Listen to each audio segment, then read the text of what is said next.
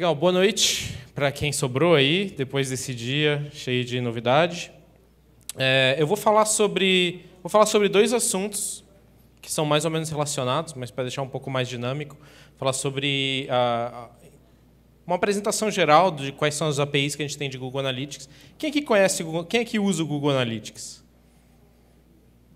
Até que é bastante. Geralmente eu falo para o pessoal de marketing, e o pessoal de marketing todo mundo conhece bem, mas de desenvolvedor nem sempre. Para que você usa uma plataforma de Web Analytics, né?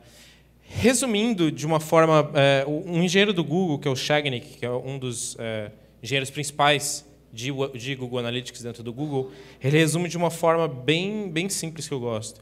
São 3 As principais, que é accumulate, de acumular dados, analisar dados e tomar ações em cima desses dados, né? Então, esse é o objetivo de uma plataforma de Web Analytics.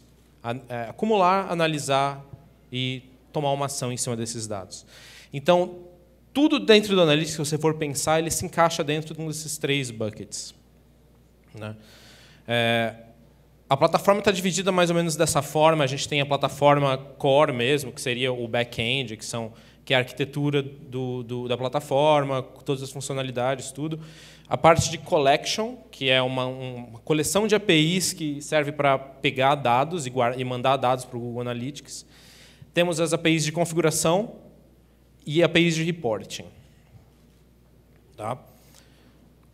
Começar com as APIs de collection. Eu não vou entrar muito em detalhe de cada API, o que você pode fazer ou não. Vou dar uma visão geral do que a gente tem, só para vocês terem uma ideia. Dentro das APIs de collection, a gente tem as APIs de JavaScript, que são as principais. Tá? E aí a gente tem duas, ga.js e analytics.js. Então, sempre que você implementa, fala assim, eu tenho o Google Analytics no meu site. De vocês que levantaram a mão, 99% vai ter Analytics no site usando exatamente uma dessas duas bibliotecas, né?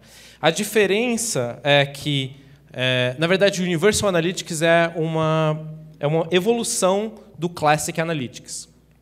Até uns 3 anos atrás, a gente só tinha o Classic, né? E a gente refez uma reestruturação bem grande da plataforma de Google Analytics como um todo para colocar funcionalidades novas, principalmente parte de cross-device, offline tracking, que é exatamente essa mudança que aconteceu nos últimos anos de migração dos usuários do desktop para o mobile, né?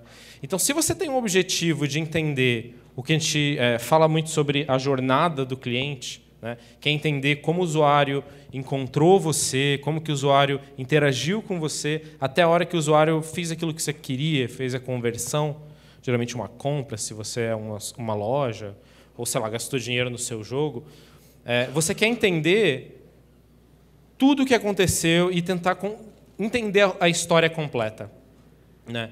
E antigamente a história completa acontecia no seu computador. Hoje já não acontece mais. Hoje você já sabe que o usuário encontra você pelo celular, depois ele volta para o seu site via o tablet, depois ele volta via o computador do trabalho, depois ele volta de novo no computador de casa e aí ele vai lá e compra o produto. E aí como é que você entende essa jornada completa, né? Então o Universal Analytics ele veio um pouco responder isso. Então é um conjunto diferente de APIs que a gente provê que dá a opção de você fazer esse link do usuário entre diversos dispositivos, né? Mas, além disso, como a gente teve que refazer uma reestruturação grande na plataforma, a gente aproveitou a oportunidade para mudar um monte de coisa que a gente queria mudar e não podia, e é a hora que você quebra a API, né? Aquela hora mágica que você fala, agora eu posso fazer tudo que eu queria e não podia antes. Então, mas o Universal é mais ou menos isso. Se você for pensar, é a versão nova do Google Analytics. E a gente está fazendo upgrade de todos os usuários para essa versão. Vou falar um pouco mais sobre isso depois. A gente tem as APIs de data upload, essas são relativamente novas também.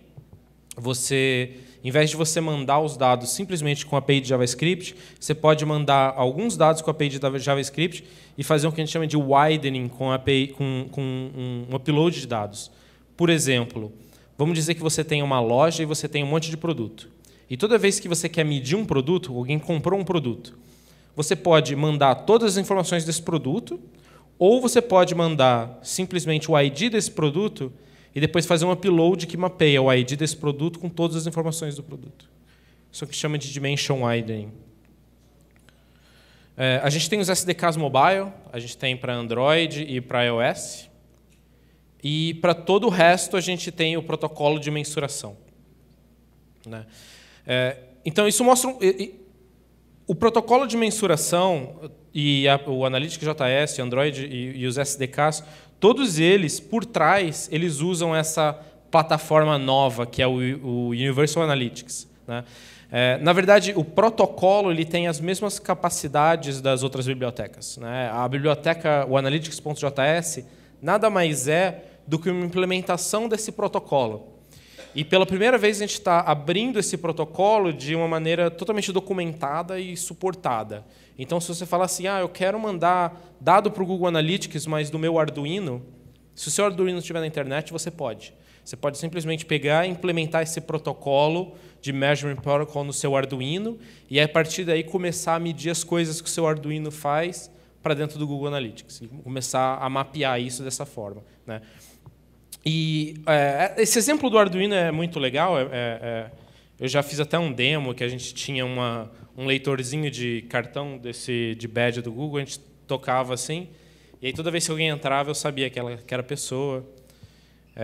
E aí eu conseguia saber quantas pessoas entraram, quantas vezes cada um entrou, em média. A gente fez um demo uma vez disso. Isso é muito legal, mas como um experimento.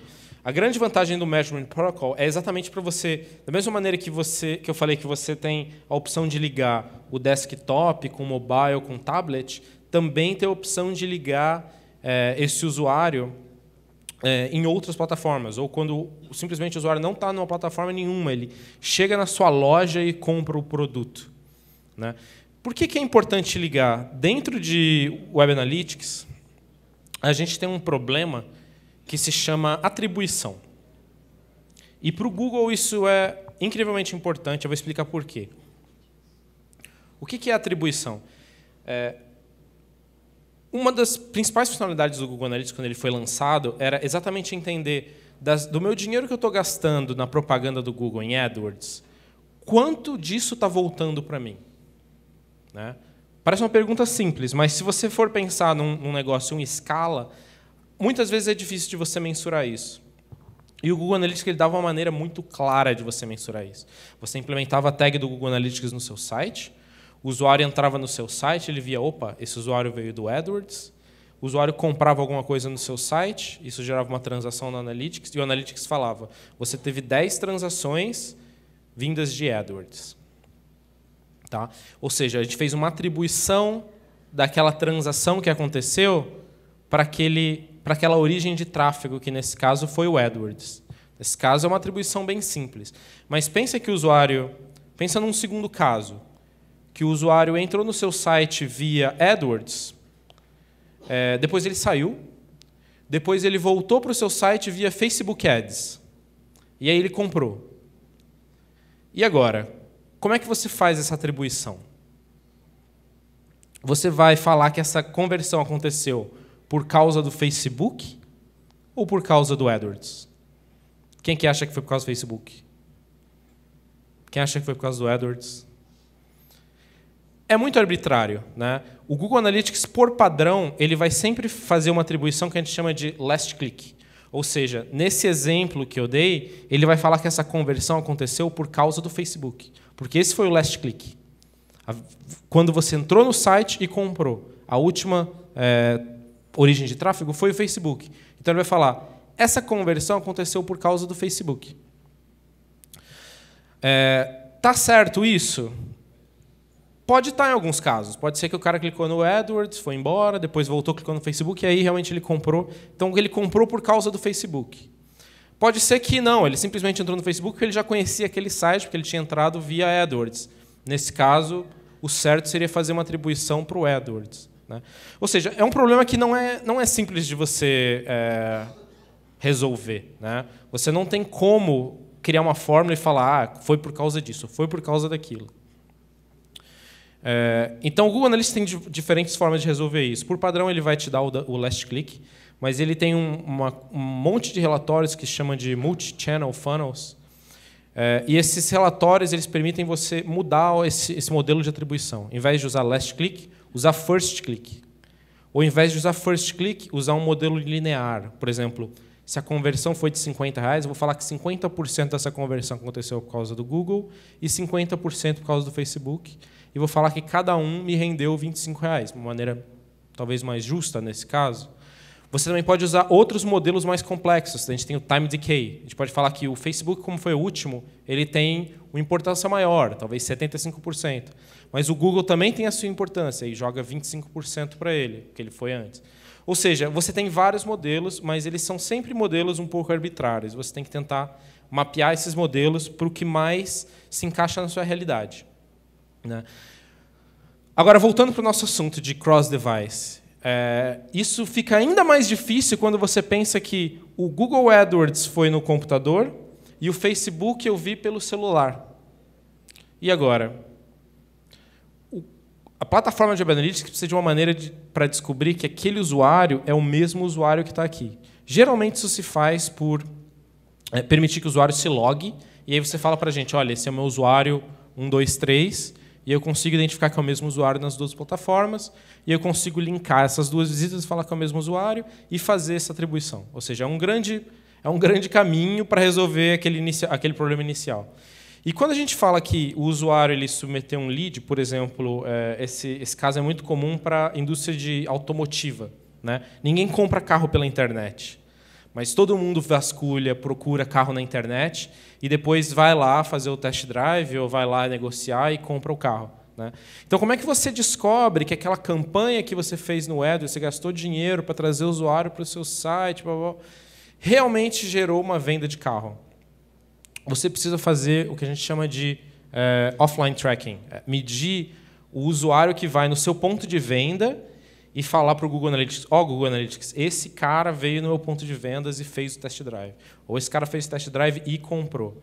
E se você conseguir fazer isso e indicar para o Google Analytics que é o mesmo usuário que veio no site ontem, o Google Analytics vai conseguir fazer essa atribuição completa e falar que aquela compra que você fez daqui a um mês foi causada por aquele investimento que você fez em mídia no mês passado. Ou seja, o Web Analytics, em geral, se tornou uma indústria cada vez mais complexa. Né? Eu estou falando sobre um dos problemas que a gente tem, que é a atribuição e cross-device. Mas a gente tem muitos outros problemas. E hoje, no Brasil, a gente tem uma demanda enorme por mão de obra nessa área. Desenvolvedores geralmente não quer trabalhar com isso, porque quer desenvolver a aplicação. O pessoal de marketing geralmente não consegue entender a tecnologia por trás disso. E a gente fica nesse limbo que é difícil arrumar, muito difícil de arrumar gente para trabalhar com isso. É um mercado muito grande. Então, se alguém está pensando em mudar de área, o Web Analytics pode ser uma boa. Mudando um pouco, falar sobre Enhanced Commerce. Enhanced Commerce é uma funcionalidade nova que a gente implementou. E Google Analytics, se você olhar várias plataformas do Google, você vai reparar que o Google é uma empresa que ele evolui muito rápido. Né? Ele está sempre fazendo update nos produtos, os produtos estão sempre mudando, cada vez que você entra no Gmail, ele está com alguma coisinha diferente, às vezes uma coisa bem pequena que você não repara de um dia para o outro, mas se você olhar de um ano para o outro, a mudança é enorme. O Google Analytics ele é um produto do Google com uma velocidade de desenvolvimento extremamente rápida. A gente tem tido um esforço de engenharia, um investimento de engenharia muito grande nos últimos 2 anos e deve continuar. A gente está brigando forte aí com alguns outros competidores nesse mercado. A gente está partindo para cima do mercado enterprise. Então, lançando cada vez features mais complexos, mais difíceis de implementar e com tecnologia também mais difícil de você conseguir aplicar em modelos reais. Enhanced Commerce é parte disso. Então, a gente fez uma reestruturação completa em como a gente mede e-commerce dentro da plataforma. Hoje, quer dizer, até algum mês atrás, o que a gente media era a transação. O usuário ia no site e comprava um produto. Isso a gente pegava e mandava para o Google Analytics. Olha, Google Analytics, aconteceu uma transação. E aí você manda as informações da transação, quais são os produtos, quais são qual o valor, qual a quantidade, a cor do produto, blá, blá, blá. Você manda todas as informações da transação né? Isso tudo através daquelas APIs lá, ou o protocolo de mensuração. O que a gente está fazendo é que a gente está adicionando uma série de outras mensurações estruturadas de e-commerce. E eu vou explicar por que isso é muito importante. Ou seja, você vai poder falar para o Google Analytics, o usuário entrou na página de detalhe do produto, ou o usuário adicionou um produto no carrinho, ou o usuário chegou na página de checkout, qual o passo de checkout que ele tem.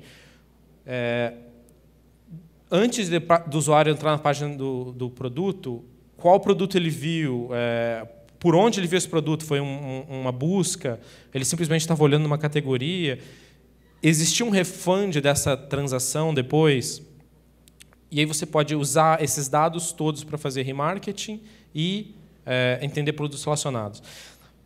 Eu mostrei assim por cima, mas eu quero explicar para vocês. Antes, você já tinha a opção de fazer tudo isso, usando customizações, né? A API ela tem uma opção de mandar eventos e mandar page views, e você pode mandar falando, o usuário adicionou um produto no carrinho. Você pode criar um evento falando que o usuário adicionou um produto no carrinho. O usuário entrou no checkout. Você pode mandar um page view dizendo que o usuário chegou na página /checkout. A diferença é que agora a gente está fazendo isso de uma maneira completamente estruturada. E acontece que, para grandes e-commerces, principalmente, isso é incrivelmente importante.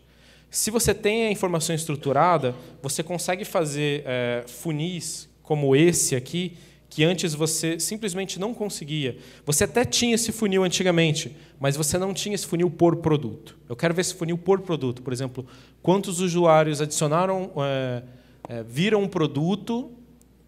Não sei o que está funcionando. Não dá para ver. Quantos usuários viram um produto, quantos usuários adicionaram um produto no carrinho, quantos usuários chegaram no checkout, quantos usuários realmente compraram. Ou seja, com essa informação estruturada por produto, a gente pode criar segmentações diferentes. Por exemplo, eu quero ver esse funil por estado, eu quero ver esse funil por cidade, eu quero ver esse funil por faixa etária do usuário, ou eu quero ver esse funil por tipo de produto. Além disso, como a informação está estruturada, o Google Analytics pode fazer muito mais por você automaticamente. É exatamente aquele ACT, aquele terceiro A, né, do início. Ou seja, uma das coisas que a gente já começou a fazer automaticamente é remarketing. Então, a gente tem uma funcionalidade que depende de receita de e-commerce, que chama Dynamic Remarketing, que a gente vai poder falar assim, se o usuário adicionou um produto no carrinho, mas não comprou o produto, então eu quero mostrar um anúncio para ele daquele produto específico, né? Antigamente, para fazer isso, era super complicado. Você precisava de um monte de tag, e cada vez que você vai fazer um remarketing diferente, você tem que fazer uma implementação, aí chama um time de implementação, chama um time de marketing, envolve o Google, envolve a agência. É um processo super complicado. Com o Enhanced Commerce, a partir do momento que você implementou o Enhanced Commerce, você já tem a informação toda estruturada, você pode fazer automaticamente essa lista no Google Analytics e exportar ela para outra ferramenta, como o AdWords, por exemplo, para fazer o anúncio. Outra é produtos relacionados. Como a gente sabe exatamente quais produtos, em quais momentos o usuário chegou, a gente vai poder falar para você, olha, essa luva e esse gorro são relacionados. Então, você pode usar isso como um engine para o seu back-end da sua loja para mostrar produtos relacionados, ou pode usar de novo para remarketing. Enfim, é uma inteligência que a gente consegue colocar na ferramenta que a gente não tinha antes por não ter os dados estruturados, né? Mas, de novo, toda vez que a gente adiciona coisas na plataforma, a gente percebe que isso também adiciona complexidade na implementação, complexidade no uso, e a gente, principalmente aqui na América Latina, bate muito a cabeça em cima de falta de mão de obra qualificada para isso. Lá fora também, o Web Analytics é uma carreira que está crescendo muito, é difícil de encontrar gente em qualquer lugar, mas eu acho que aqui principalmente. E agora vai ser um momento, como a gente lançou isso, a gente está correndo atrás de grandes e-commerces e plataformas de e-commerce também para implementar isso, para a gente poder atingir o maior número de clientes possível. E essas são só duas funcionalidades novas. A gente está sempre adicionando coisa nova. As APIs elas estão crescendo muito. Passando para as APIs de gerenciamento, Você consegue basicamente controlar a ferramenta toda via APIs. Né? Você pode criar, deletar contas, criar, deletar propriedades. Propriedades seriam, se você tem vários sites, cada site seria uma propriedade. Né? Você tem as views também. Para cada site, você pode ter várias views. A view pode ser uma maneira diferente de olhar para os seus dados. Você pode filtrar, por exemplo, eu quero ver relatórios do Analytics onde só tem usuários que vêm de São Paulo. Então, você pode criar uma view só para esses dados. Você pode criar metas, dar acesso ao usuário, segmentação, fazer upload de dados, criar experimentos, que são experimentos AB, que é uma outra funcionalidade do Analytics também. Isso é especialmente importante para grandes empresas. E hoje a gente não tem ninguém que é especializado nessas APIs. Simplesmente não tem. Então, a gente tem grandes clientes, como, por exemplo, Johnson & Johnson, Sony, Procter & Gamble. E esses clientes, eles chegam e falam assim, toda hora eu tenho centenas de pessoas entrando e saindo na minha empresa. E eu preciso dar acesso para elas corretamente. Se alguém sair, eu tenho que tirar acesso. Se alguém entrar, eu quero dar acesso. Toda hora eu tenho um site novo entrando, eu quero uma maneira automática de criar minha conta, configurar ela da maneira correta para eu poder implementar no meu site, para eu ter todos os meus sites consistentes. Isso é incrivelmente difícil para uma empresa de grande porte, a ponto deles colocarem recursos de engenharia deles para criar automatizações e integrações dos sistemas deles com o Google Analytics através dessas APIs. Então, de novo, é um uso que a gente vê muito para grandes empresas. As APIs de relatório, essas são bem mais populares, a gente vê todo mundo usando. A gente tem 4.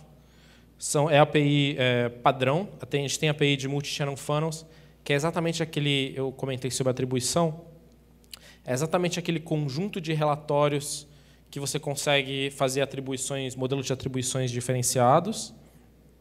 A gente tem a API de real time, que é legal, ele mostra para você o que está acontecendo agora no seu site. Então, ele fala assim, tem 80 pessoas no seu site agora. Ou quais são as páginas que eles estão acessando mais agora? Quais são os eventos que eles estão fazendo agora? Então, você consegue ver o agora. Isso é legal para colocar num dashboard. Eu já vi uma integração que o cara tinha no relógio, assim, o número de usuários no site dele. E a gente tem 2 APIs que são premium only. Então, o Analytics ele tem uma versão standard, que é a versão que provavelmente vocês todos já usaram, e eles têm a versão premium também, que é paga e é bem voltada para usuários que têm muitos dados. E essas versões, elas têm essas 2 APIs que são interessantes. Uma delas é Unsampled Report. Então, para usuários que têm muito dado, o Analytics ele vai fazer uma coisa que em inglês chama sample, em português seria amostragem. Em vez dele processar todos os seus dados e te dar um relatório, ele vai processar uma amostra desses dados e te mostrar um relatório. Então, dependendo do tamanho do seu site, a amostra pode ser tudo. Se o seu site for muito grande, vai ser menor. Pode ser 50%, 40%, 1%. A amostra sempre pelo menos no Standard, 500 mil visitas. Então, independente do período que você está vendo, o Analytics ele vai pegar uma amostra de 500 mil visitas e vai te mostrar um relatório daquilo. E com essa API, você consegue exportar relatórios sem nenhuma amostra. Então, dependendo da análise que você vai fazer, se você fazer uma análise granular e você tem uma amostra grande, é muito importante. E o BigQuery Export, que vocês devem conhecer o BigQuery, a nossa plataforma de análise de Big Data, né? Como se fosse um banco de dados SQL especializado para terabytes de dados. E a gente suporta o export que a gente chama de raw, export cru, de todos os dados de Analytics para BigQuery, para que você possa analisar no BigQuery. E principalmente cruzar dados no BigQuery. Enfim, a gente vê vários usos dessas APIs. A gente tem plugins para Excel, que já exportam o relatório para você direto no Excel, plugin para o próprio Google Docs, Google Sheets. Tem essa ferramenta aqui, eu acho muito legal, chama Tableau. É uma ferramenta que ela conecta na API do Google Analytics, conecta em outras APIs também, conecta no seu banco de dados. e você consegue fazer, como se fosse um cubo OLAP, assim, você consegue fazer cruzamentos do banco de dados, do seu banco de dados com o Analytics ou qualquer outra ferramenta que você tenha. E aí ele tem umas ferramentas de visualização bem legais e cria dashboards. Essa é uma ferramenta que a gente vê bastante para usuários que fazem análise, principalmente Big Data. E ele integra com quase todas as APIs. Ele integra com, não sei se real-time, mas ele integra com Core Reporting, Unsampled e BigQuery. Legal. Esse é um apanhado do que você tem de API em Analytics. Eu não consegui entrar muito em detalhe em nenhuma delas. O Analytics é uma plataforma imensa. Ele é muito grande mesmo. Eu queria falar um pouco de Tag Manager também. O Tag Manager, para a web, ele é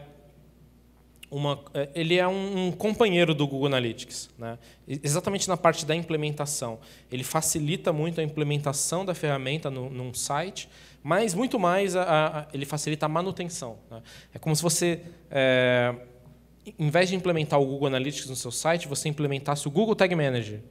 E você vai no Google Tag Manager na interface e lá você configura todas as suas tags de JavaScript e é como se ele inserisse aquele JavaScript dentro do seu site. Facilita isso de várias maneiras, principalmente em termos de processo. Às vezes, alterar uma tag é uma coisa muito simples e dependendo do tamanho da empresa, fazer um deploy de código não é nada simples, né? Então, você tem que ir através de vários processos. E, às vezes, com o Google Tag Manager, você consegue acelerar isso um pouco. E a gente lançou, acho que logo esse ano, faz uns 2 meses, acho que faz um pouco mais, a gente lançou essa plataforma para Web Apps. E aí, não é Web Apps, é Native Apps mesmo. E tem que estar conectado na internet. E aí a gente reparou uma coisa bem interessante. Ele tinha também o próprio uso de Google Analytics, que a gente já vinha antes, mas apareceram uns usos mais interessantes para apps do que para web. Qual é um dos problemas de web app, né? Uma vez que você lança um aplicativo, você quer mudar alguma coisa, é super difícil, né? O aplicativo foi lançado. Se você quer fazer um update agora, você tem que mandar de novo para Apple Store ou para Play Store, e aí ele tem que passar por um processo de novo de verificação se não tem nenhum malware, e aí você puxa para a Store, e aí o usuário tem que fazer o update daquele aplicativo. No mínimo é um pouco mais difícil do que um aplicativo web, e muitas vezes é uma coisa que é super dor de cabeça. Ou seja, ele está congelado, está trancado, preso. É super difícil de atualizar, né? Então, qual que é o efeito disso, exatamente? Toda vez que você envia uma nova versão, você tem que fazer todas as aprovações, o ciclo de aprovação, e no final você tem usuários que ainda estão usando a versão antiga e usuários que estão usando a versão nova. Usuários que não fizeram upgrade ou porque simplesmente não colocaram para fazer auto-upgrade e nunca mais foram na Play Store e atualizaram. Esse é meu pai, por exemplo. Ou simplesmente você mudou as permissões, aí o usuário tem que ir lá e falar que ele aceita as permissões e blá, blá, blá. Então, você acaba com usuários em diferentes versões, né? E aí o GTM ele acabou se tornando uma solução para isso. Na hora que você pensa, é uma coisa relativamente simples, mas resolve muito problema. Não quer dizer que você nunca mais vai ter que atualizar o seu aplicativo. Você com certeza vai ter que atualizar o seu aplicativo. Mas para coisas que principalmente você não tem certeza, você pode configurar ele via GTM. Alguns exemplos. Configuração de anúncio.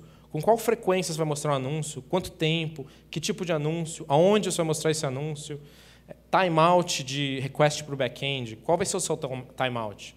E se o back-end mudar? Você vai ter que mudar o hostname desses requests.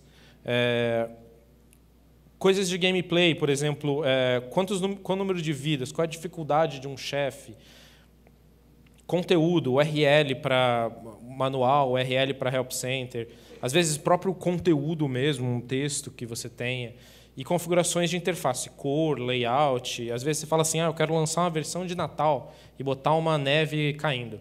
Você vai fazer uma versão de Natal para os usuários fazerem update, aí depois você vai ter que fazer uma outra versão de que não é mais de Natal para tirar aquilo, e aí os usuários não atualizam.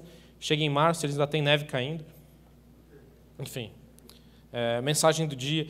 A ideia é que você, em vez de ter constantes no seu código, você tenha valores que a gente chama de GTM macro. Macro é a nomenclatura que o GTM usa. É como se fosse uma variável dentro do GTM. E a ideia é que todos esses valores que antigamente você tinha que escrever em pedra, usando uma constante para você configurar, ao invés de você configurar dessa forma, você configura ele via GTM. E aí você manda a sua aplicação com um valor default, e se você precisar alterar esse valor eventualmente, você simplesmente pode ir lá no GTM e alterar aquele valor, e aquilo vai ser publicado para todos os usuários. Se você pensar, é uma coisa relativamente simples. Você fala assim, é simplesmente baixar um arquivo de configuração. Mas o GTM ele tem uma grande vantagem, que é exatamente já ter toda a interface para você, para dar esse arquivo de configuração, toda a parte de fazer o push desse arquivo de configuração com alta disponibilidade para os seus usuários, toda a parte de integrar esse arquivo de configuração com sua aplicação, toda a parte de e se o aplicativo está offline, e se eu tenho um default, enfim, todos esses ICs, ele já criou defaults e maneiras de você navegar isso, então você simplesmente pode instalar e sair usando.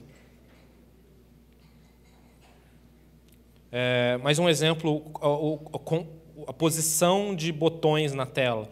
Então, nesse exemplo aqui, a gente tem do lado esquerdo as strings para cada botão, por exemplo, register e try, e a posição que o try estaria no lado esquerdo. E do outro lado, a gente resolveu, ao invés de register, usar register now, em vez de try, o try está na esquerda, o try vai estar na direita. Ou seja, são alterações que você faz na interface que você teria que fazer uma versão nova e você, via GTM, você simplesmente altera aquela configuração e você consegue fazer a alteração. Claro, você nunca vai conseguir fazer uma alteração que você não tinha previsto, né?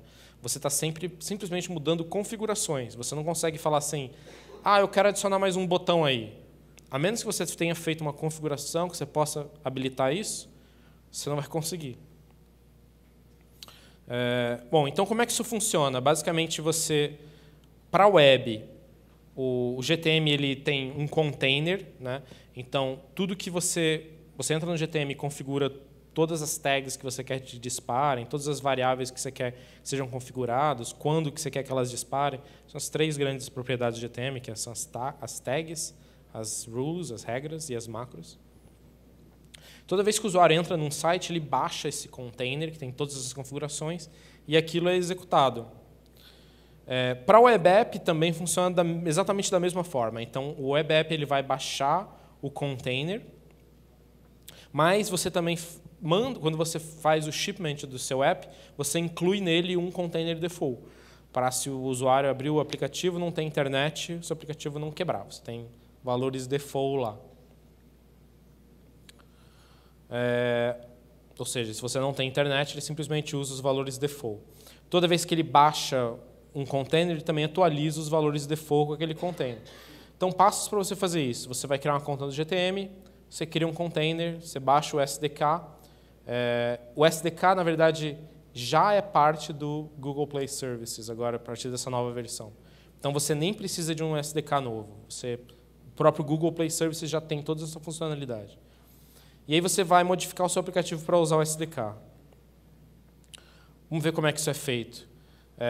Eu instancio o Tag Manager aqui, aquela primeiro verde ali de cima, né?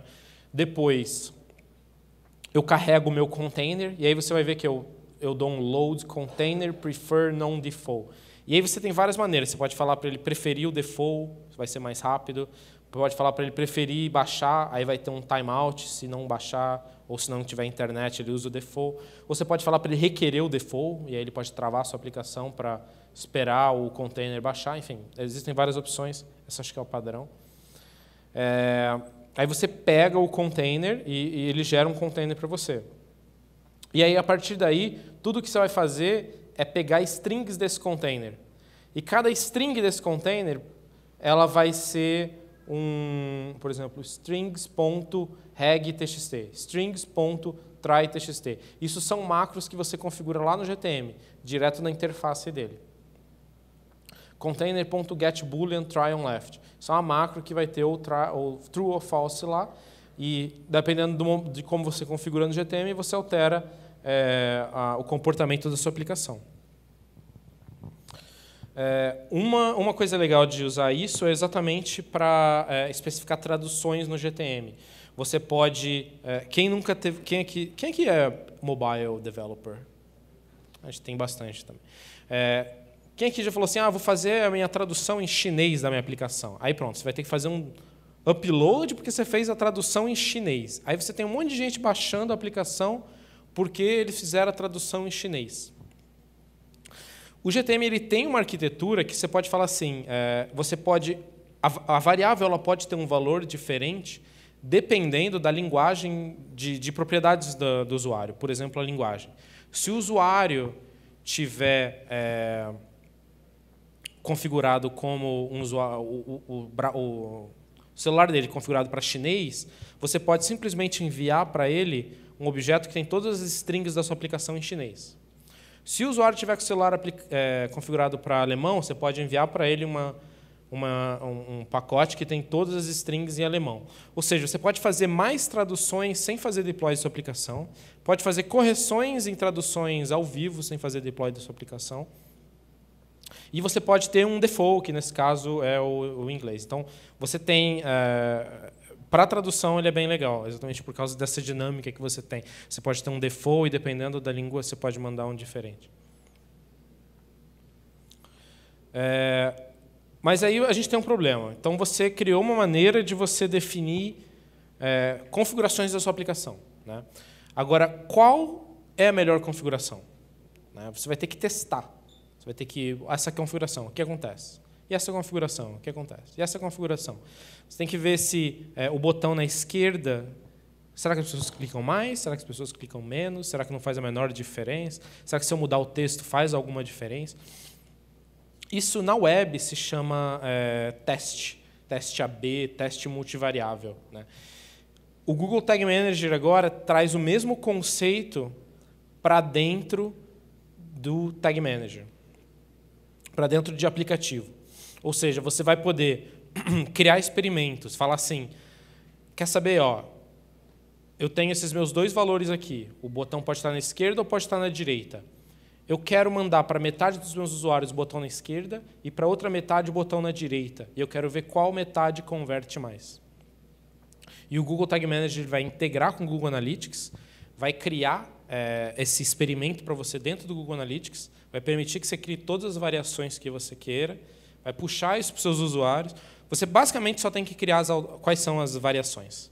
E ele vai puxar isso e vai te mostrar um relatório depois de transações baseados em qual das variações cada usuário viu.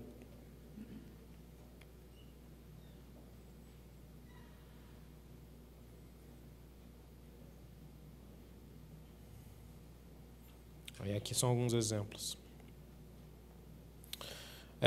Isso é super novo, a gente lançou tem poucos meses, disponível tanto para Android como para iOS. Você pode criar um experimento só e mandar para os dois, inclusive comparar um com o outro. Depois que o experimento acabou, você pode falar para ele automaticamente já mostrar aquela versão que converteu melhor para os seus usuários, isso a gente chama de targeting. Você pode, depois que acabou, você pode travar na versão vencedora e vai ser sempre aquela. Se você já usa o Google Tag Manager na web, praticamente são as mesmas,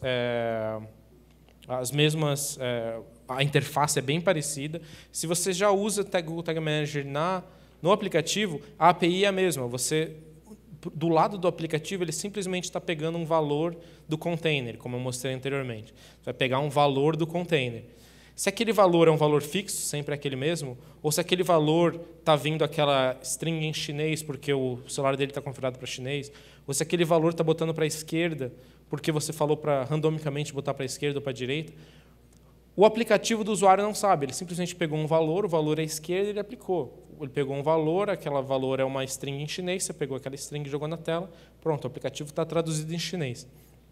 Ou seja, basicamente, a gente criou uma funcionalidade criando as próprias APIs que a gente já tinha. E dentro do Analytics, esse experimento vai mostrar todo um relatório para você de performance por variação, e você pode segmentar isso por idade, por sexo, por localidade, enfim. Então, resumindo, você pode alterar a configuração para fazer experimentos sem fazer nenhuma mudança no código ou mandar outra versão do seu aplicativo. Você consegue otimizar o marketing sem precisar de ajuda de qualquer desenvolvedor, ou seja, isso daqui, fazer esse teste, uma vez que você criou a flag, você não precisa do desenvolvedor mais para realmente fazer o teste. Ou fala assim, vou fazer mais um teste. Você não precisa, o cara simplesmente vai no GTM e altera uma coisa bem visual e manda isso online e pronto. E é basicamente isso. Obrigado.